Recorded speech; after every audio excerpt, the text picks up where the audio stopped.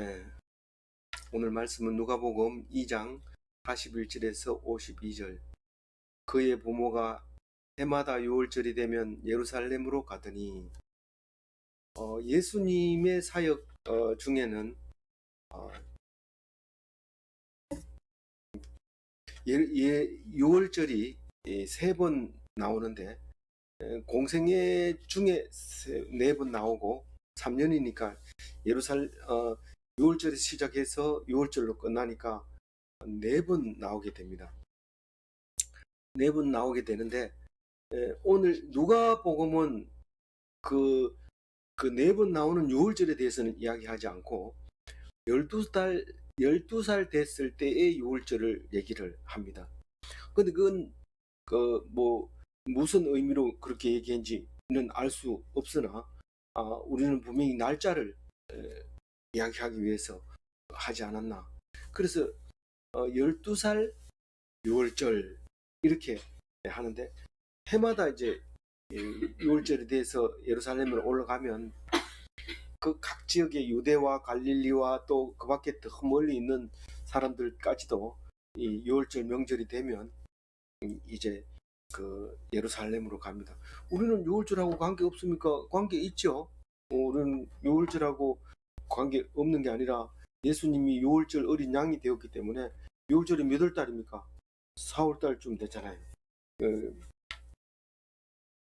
유대인들은 그거를 1월 달로 보고 있는 거죠. 왜냐하면 출애굽이 이스라엘 백성의 시작이기 때문에 그때를 1월 달로 보고 있는 거죠. 실제로 해가 바뀌는 것은 7월 달 나팔절에 나팔을 붑니다. 그건 가을 거지를 다 하고 추수감사절쯤에 하는 건데 우리가 지키고 있는 추수감사절하고 또 나팔절하고는 관계가 또 거리가 멉니다. 그건 멀지만 어쨌거나 그렇게 추수를 다 하고 했는 의미에서는 추수라는 단어가 들어가니까 비슷한 것 같죠. 뭐 어떤 사람은 추석을 지켜야 된다. 성경이 중요한 게 아니고 뭐 이렇게 하면서 얘기를 하는 경우도 추수감사절보다 추석을 쉬어야 된다 이래 하는 경우도 있는데 뭐 그게 그래 중요하진 않지만 남들이 할 때 그대로 하는 게 중요합니다. 의견이 일치 안 될 때는 뭐 그렇게 따질 필요도 없이 나름대로 하면 되지만 의견이 일치된 것은 그대로 따라하는 것이 순종하는 것이고 특별하게 아주 크게 잘못됐다고 생각하면 우리는 그것을 주장함으로써 또 다른 개혁이 일어나게 되는 것이죠. 그러나 우리는 그것은 하나님이 주시는 거지 우리가 개혁해야 되겠다 한다고 해서 개혁이 되어지는 것은 아닙니다. 어쨌거나 오늘 해마다 6월절이 되면 올라가는데 이걸 전에는 순례객이다, 순례자들이다 이렇게 얘기를 하고 나사렛에서 예루살렘까지 오면 보통 한 3일이 걸린다고 해요. 키로수는 32km 정도밖에 안 되지만 3일길이 걸린다고 얘기를 합니다. 그래서 중간에서 이제 그냥 크게 뭐 되게 엄청 춥지는 않으니까 그 중간에서 보자기 뒤잡쓰고 하룻밤 지내고 또 가고 이러는데 거의 대부분 이제 그 집안 형제들 사촌들 오촌들 이렇게 모아가지고 우리 갑시다 이러면 가면 애기도 같이 돌아가면서 업어주기도 하고 또 걸어가는 애들 손잡아주고 놓치지 않도록 또 가다가 다친 사람 있으면 같이 이제 부축해서 가고 또 아니면 되돌아가고 이런 일들을 위해서 여럿이 같이 가게 되죠. 그럼 우리가 어떻게 되겠어요? 그 6월절 생각해 보면 대단하겠죠. 뭐 그 미국의 개척 시대에 주일이 되면은 마차를 타고 교회를 향해서 달리는데 언덕 넘어서 연기가 확 이렇게 마차가 달리면 그 먼지가 올라오는데 주일인지 안다는 거예요. 그렇게 그 주일날 기다렸다가 그 마차를 타고 교회에 가는 모습이 참 멋있고 목가적인 풍경이 그 눈으로 그려지잖아요. 멋있죠.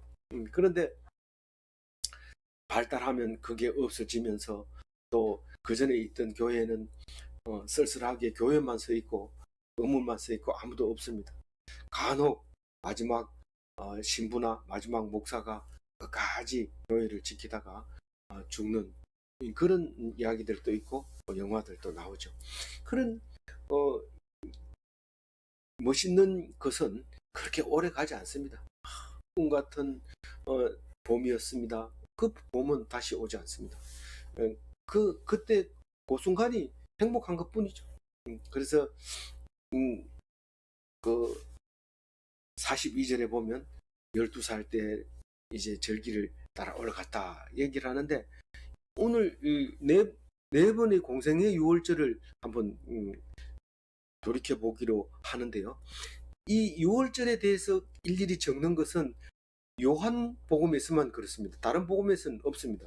이 12살 때 유월절 이야기도 요 누가복음밖에 없습니다. 그런데 여기서는 거론하지 않는 게 있습니다. 왜냐하면 아기를 낳아가지고 헤로드 왕이 이 동방박사를 만나는 이야기가 안 나오기 때문에 유아 학살에 대한 이야기가 안 나옵니다. 그리고 또 이 예수님이 그 유아 학살을 피해서 이집트로 갔다가 돌아오는 이야기도 안 합니다. 그러나 오늘 다른 데서 하지 않고 있는 것은 예수님이 성전에서 말씀을 나누는 이야기, 그 얘기를 하고 있는데, 우리에게는 사실은 이게 가장 중요한 얘기죠. 그 뭐 유아 학살이고 그만큼 힘들게 숨어 있다가 올라왔다 뭐 이런 얘기, 또 그게 뭐 관심이 없는 누가는 그건 관심이 없어요. 그렇지만 누가가 옳느냐 마태가 옳느냐 막 이렇게 따지면 안 되고요. 난 누가파다 마태파다 뭐 이렇게 따져도 안 됩니다. 벌써 파를 나눌 때가 지났어요.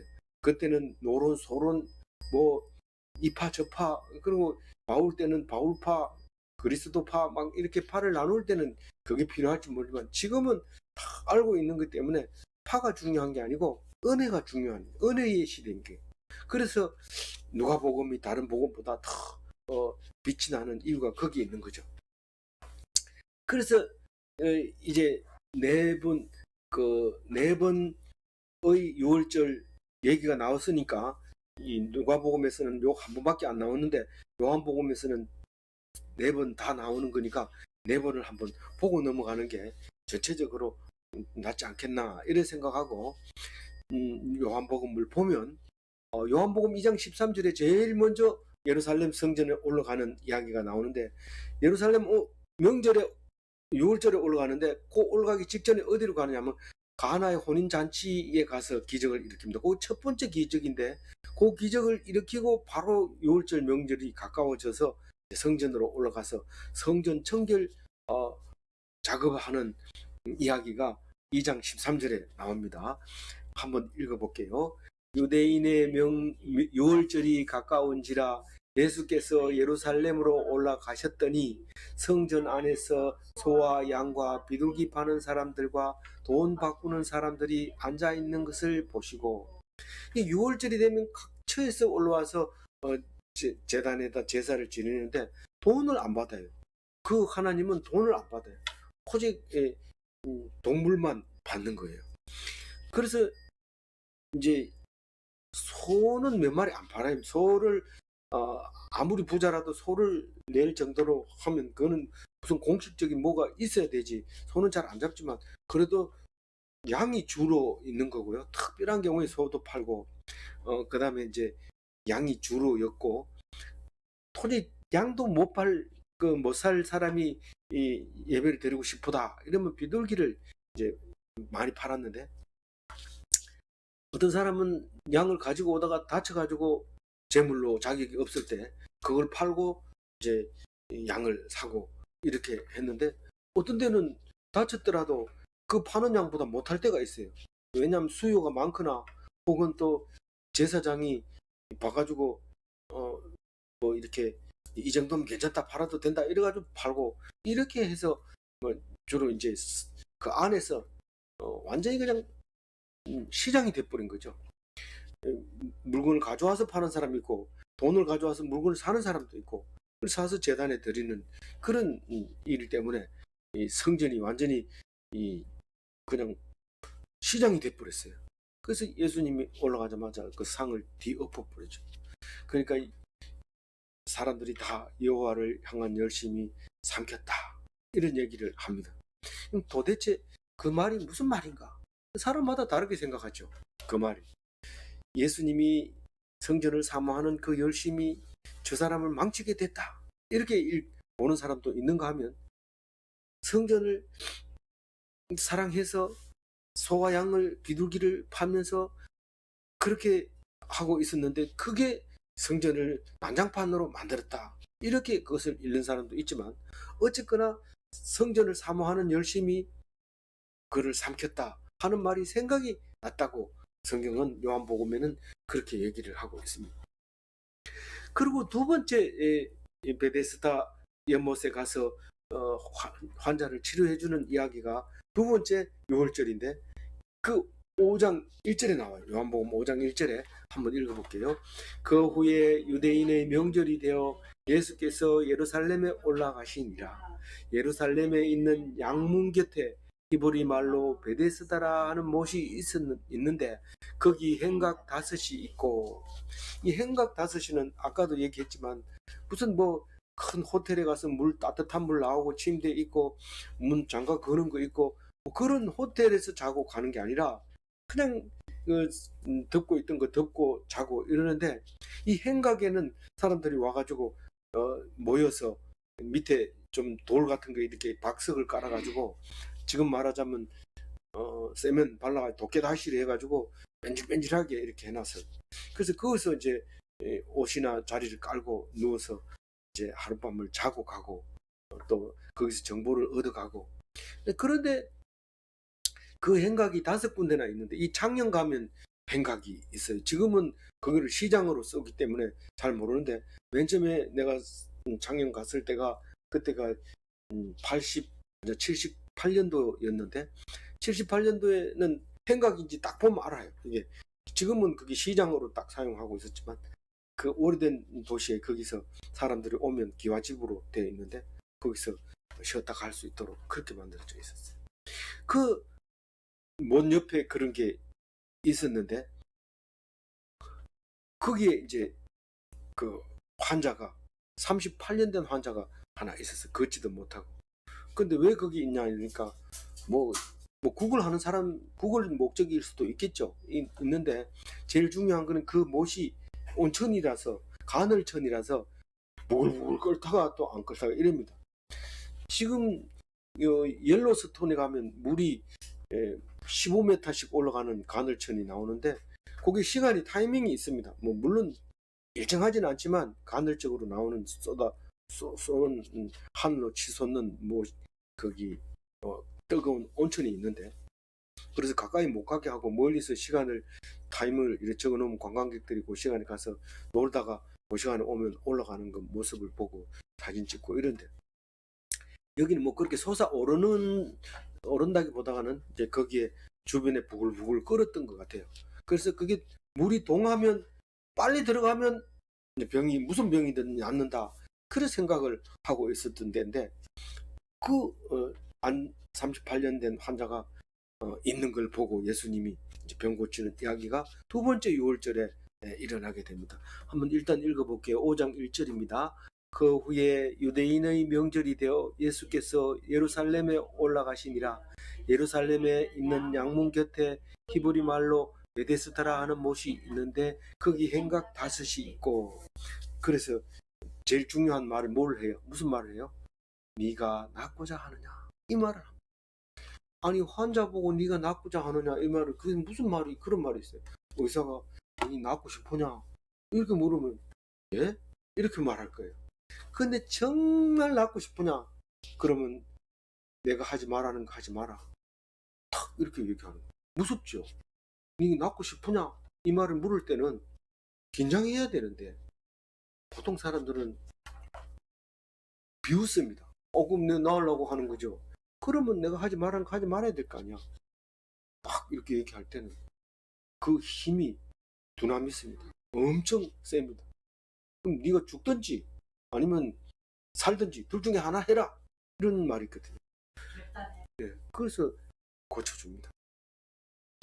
세 번째로 간 거는 이제 그 6월절에 예루살렘으로 안 올라갑니다. 안 올라가고 갈릴리에 동쪽으로 가면은 그곳에서 그 빈들에서 오병이어의 기적을 일으키는 이야기가 나옵니다.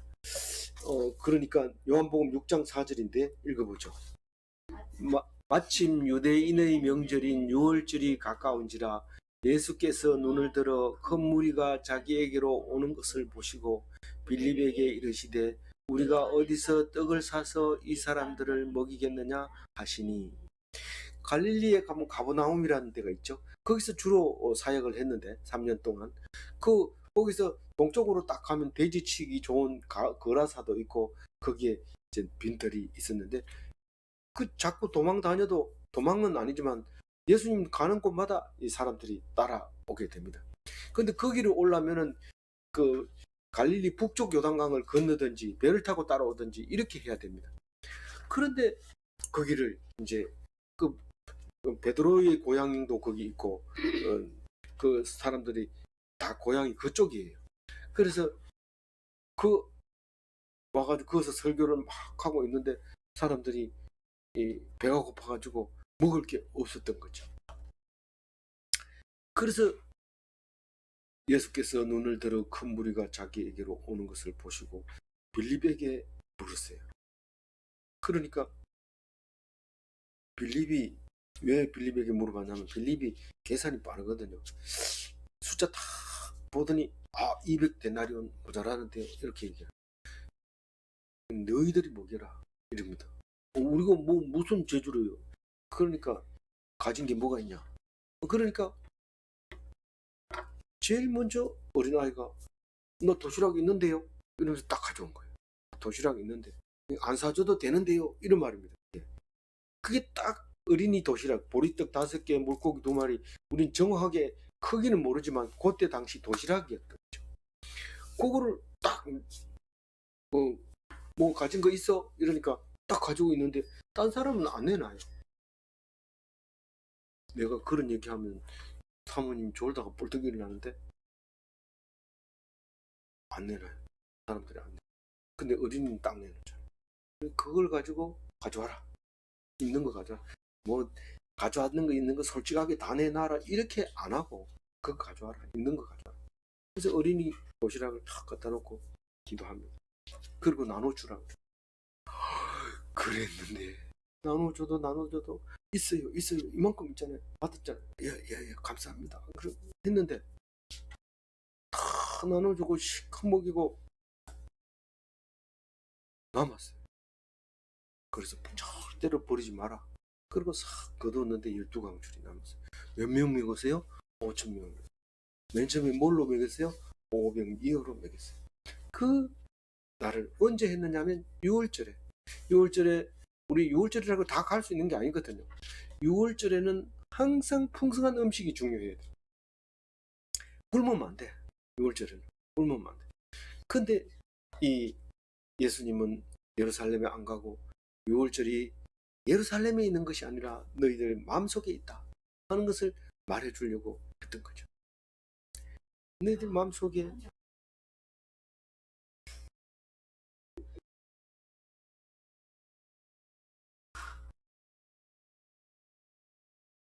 네 번째 6월절은 언제 올라갔어요? 이제 6월절 어린 양으로 이제 죽잖아요. 그거 올라가서 죽잖아요. 요한복음 13장 1절 6월절 전에 예수께서 자기가 세상을 떠나 아버지께로 돌아가실 때에 이런 줄 아시고 세상에 있는 자기 사람들을 사랑하시되 끝까지 사랑하시니라.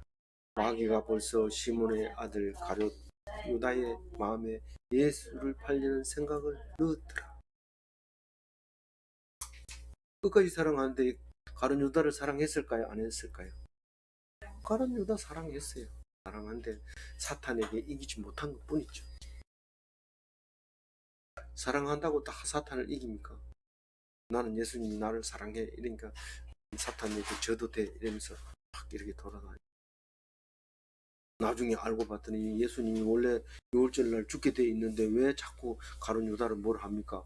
그 사람은 할 일을 했지 않습니까? 뭐라 하지 않는다. 나지 않으면 못했지. 그렇게 얘기하는 거예요. 만약에 나지 않는만 못하는 게 팔아서 그런 게 아니라 그렇게 악한 것은 누구나 다 악하다. 그러나 그를 알지 못한 것 때문에 죽는다.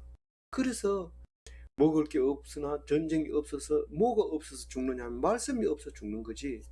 뭐가 없어서 죽는 게 아니다. 뭐가 없어서. 말씀이 없으니까 죽어요. 죽을 수밖에 없어요. 43절 우리 읽어봐야 돼요. 이제 공생이 다 지났어요. 네, 43절 큰 소리를 읽어봅니다. 그날들을 마치고 돌아갈 때에 아이 예수는 예루살렘에 머무셨다. 그 부모는 이를 알지 못했다. 그 어떤 주석에는 왜 알지 못하냐면은 늘 있었던 일이니까 아니란 생각으로 당연히 우리들의 동행 속에 있으리라 이런 생각하고 나는 못 봤지만 우리 사촌들이 다 알고 있겠지. 우리가 종섭이가 어렸을 때 수련회를 저 강원도로 갑니다. 거진 밑에 대진 밑에 거기 해마다 갔는데 거기에 가면 종섭이가 날 때쯤 돼서 그거 갖다 놓으면 전부 뭐 동네 어린이 아기니까 보는 사람마다 봐줬으니까. 그러니까 아이는 뭐 내 아이가 아닙니다. 거의 뭐 아가씨들도 데리고 가고 청년들도 데리고 가고 데리고 가서 시커 놀다가 잘 때만 돌아오는데 가는 날에 가려고 출발했는데 아가 안 보이는 거야. 그걸 찾아보니까 저기 가서 그 대학생 그 아가씨하고 뭐 맛있는 거 사 먹고 있더라고.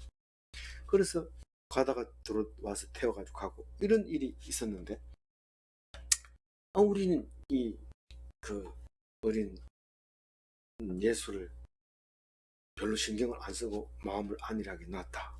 우리는 마음을 놓는 순간 예수님은 우리를 떠난다 하는 사실을 말하고 계십니다. 어디 가서 내 예수 믿는데요 이런 그런 소리를 할 수 있는 기회가 있다면 그건 벌써 안일한 거예요. 우린 그거 말할 새가 없어요. 열심히 말씀 붙잡고 있다 보면 예수 믿냐 안 믿냐 이거 물어보지도 않아요. 그래서 벌써 예수 믿는데요 라고 이런 말을 해야 될 필요성이 있으면 벌써 예수님을 놓친 거예요. 우리 어디 갔냐 이렇게 말할 수밖에 없기 때문에. 44절을 읽어봅니다. 동행 중에 있는 줄로 생각하고 하룻길을 간 후 친족과 아는 자 중에 잤대. 하룻길을 갔다 하면 3분의 1쯤 갔는데 거기서 잘 때는 그래도 친족끼리 모여가지고 자고 또 출발하고 이렇게 해야 되는데 뭐 중간에 이제 가져가는 거 라면도 끓여 먹고 지금 그때는 라면이 없으니까 뭐 이렇게 불 피워가지고 돌을 달고서 밀가루 반죽했는 거 이렇게 내가 또 올려가지고 오늘 점심 먹은 것처럼 그런 거 구워가지고 뜯어 먹고 이렇게 해야 되는데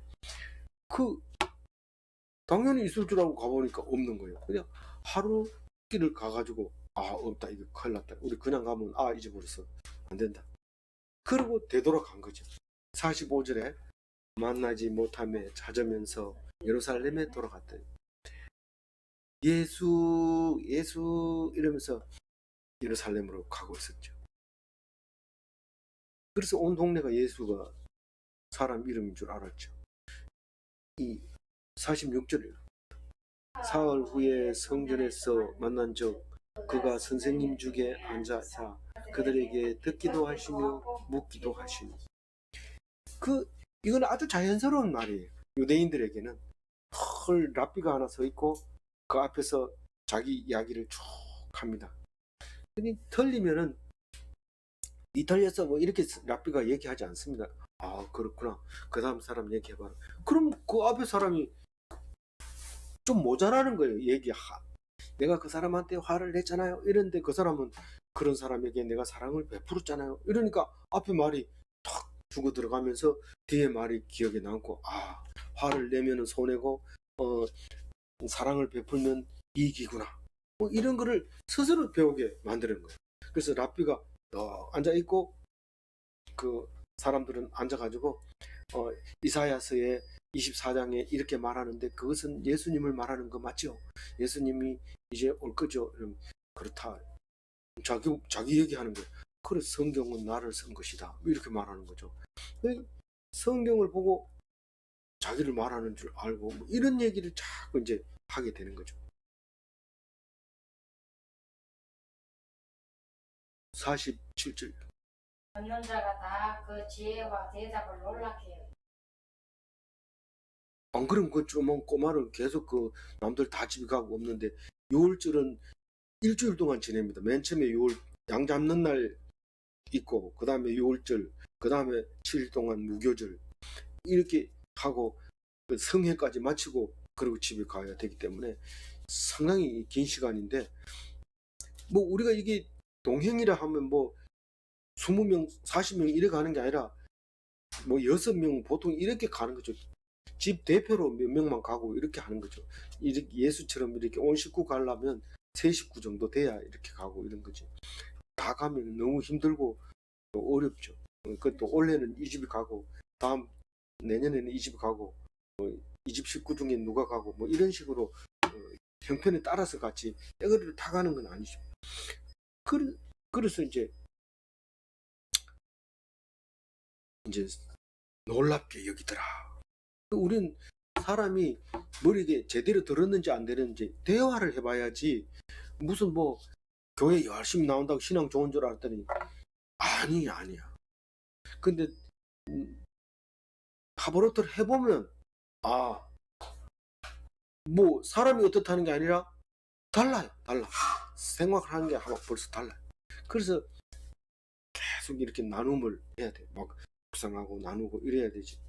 뭐 안 하면 안 된다는 거. 48절입니다. 그 부모가 보고 놀라며 그의 어머니가 이르되 아이야 어찌하여 우리에게 이렇게 하였느냐. 보라 네 아버지와 내가 근심하여 너를 찾았노라. 이거는 뭐 경상도 말로 하면 야 좀 이러면 그럼 끝납니다. 이 48절은 그 두 자로 야 좀 이러면 끝나는데 이렇게 길게 써놨어요.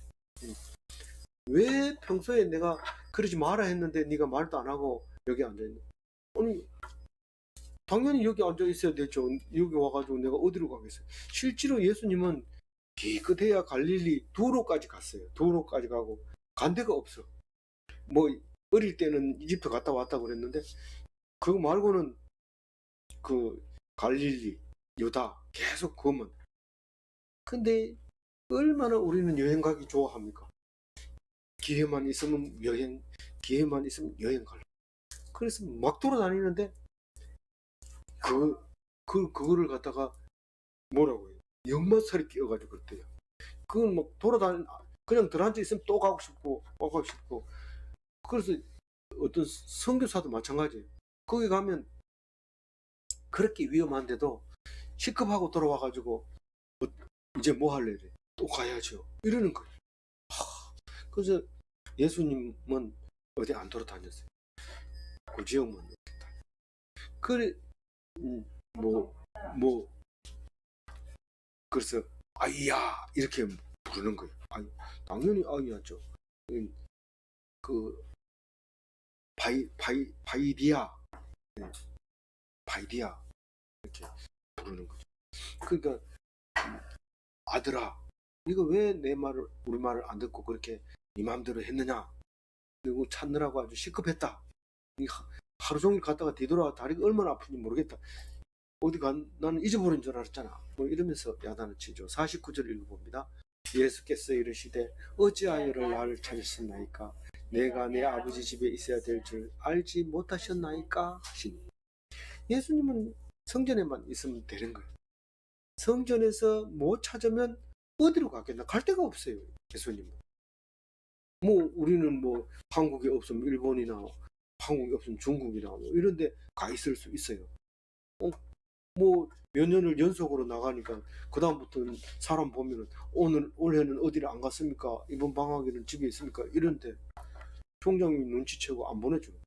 당신은 많이 갔으니까 그만 가. 그래서 못 가는 거예요. 그때는 뭐 나를 잘 모르니까 그냥 온 거 그냥 사인해줬는데 알고 봤더니 사람들이 그 사람 맨날 나가요. 그래. 알았다. 다음부터 못 나가. 그래가지고 우리가 필리핀 가려고 표까지 사놓고 못 갔잖아요. 이제는 내 멋대로 갈 수 있다고 좋다고 나왔는데 돈 없어, 코로나 걸려, 갈 수가 없는 거예요. 그래서 내 마음대로 막 돌아다닐 수 있을 것 같지만 하나님이 탁 막아주는 거예요. 그래서 오늘 49절 말씀은 이 말씀입니다. 예수님은 성전에 있어야 된다. 아버지 집에 있어야 된다. 너희가 누구냐? 우리는 성전입니다.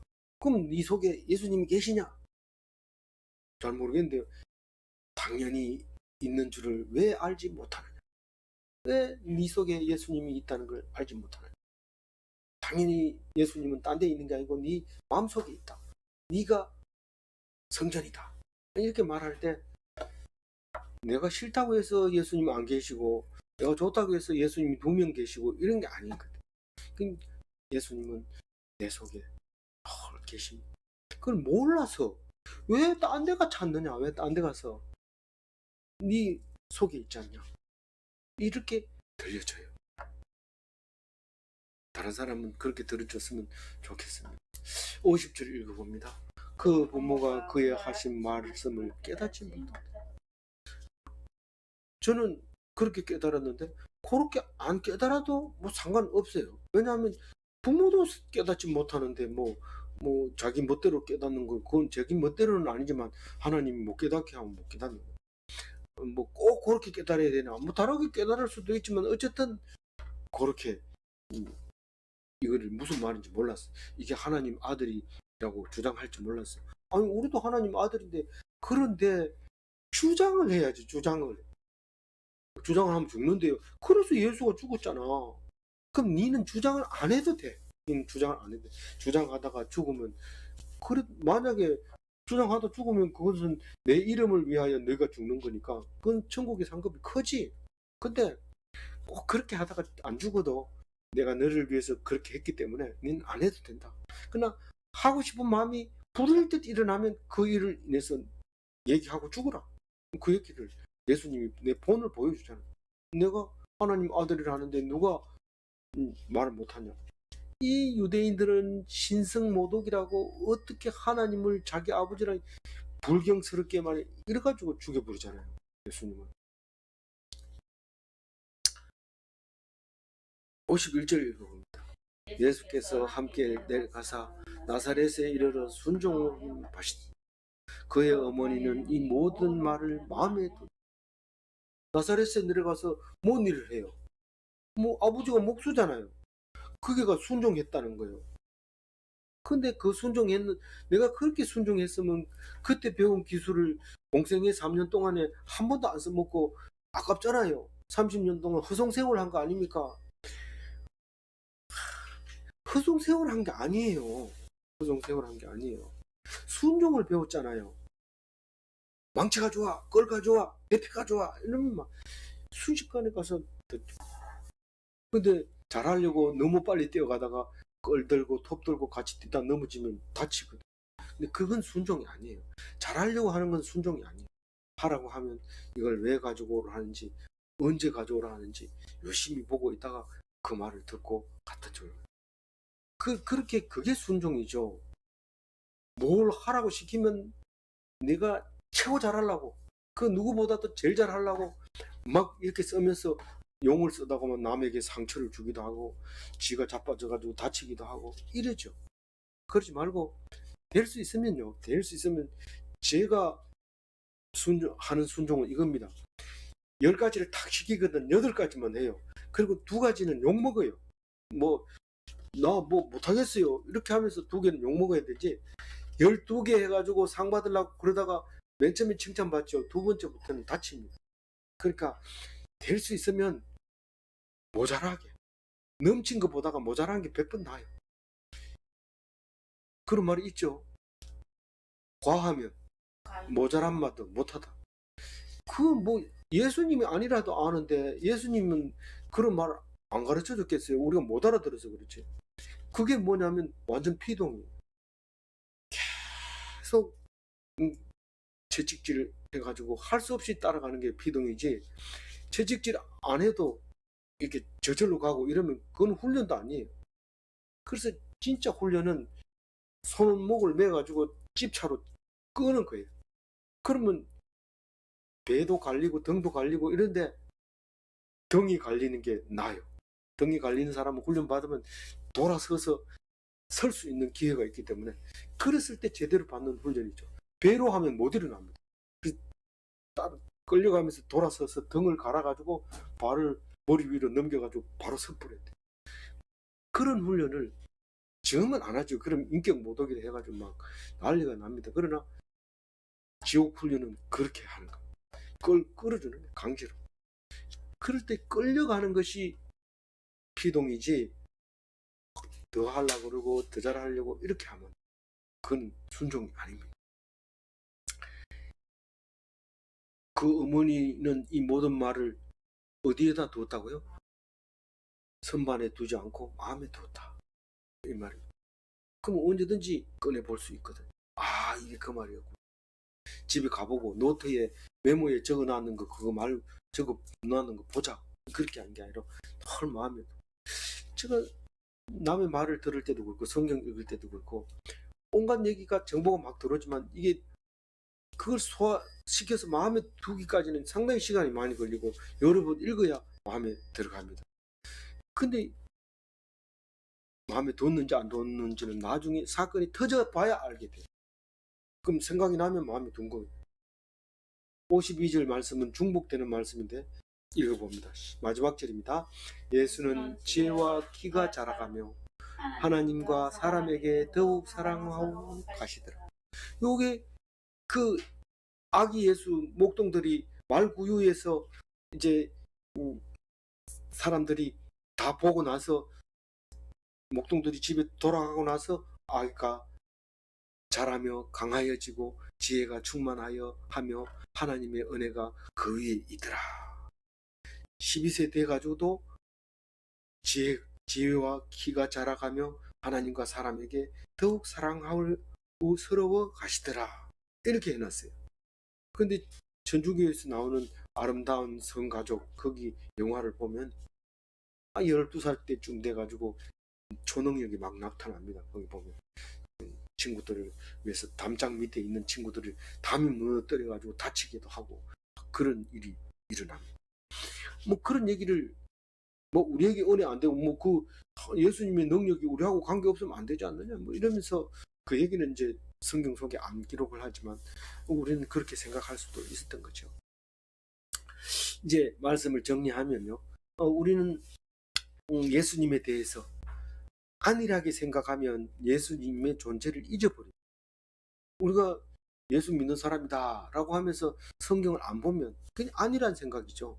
안 봐도 된다 이렇게 생각하는데 그러면 예수님 존재를 잊어버립니다. 진짜 기독인은 마음에 예수님을 모시고 살아가야 됩니다.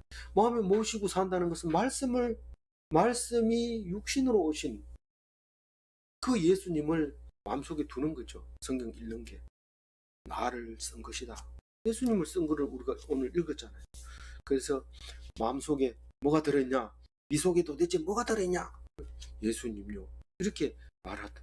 그래서 얻어맞으면 예수 이름으로 얻어맞았으니 복을 주십시오. 이렇게 하면 반드시 준다고 약속했으니까 그렇게 하시는 기독인이 다 되시기 바랍니다. 기도하겠습니다. 하나님 감사합니다. 오늘 예수님의 12살 때 6월절에 성전에 올라갔던 이야기를 합니다. 우리는 조금만 마음을 놓쳐도 예수님은 어디 있는지 못 찾고 하루길을 헤매게 됩니다. 오늘 하루 종일 예수님을 떠나지 않아서 하루길을 헛된 길을 가지 않도록 주님 도와주시고 우리 마음속에 늘 모시고 살아서 절대로 하나님을 떠나지 않는 귀한 기독인으로 살게 도와주옵소서. 감사하고 우리 주 예수 그리스도 이름으로 기도 올리옵나이다. 아멘.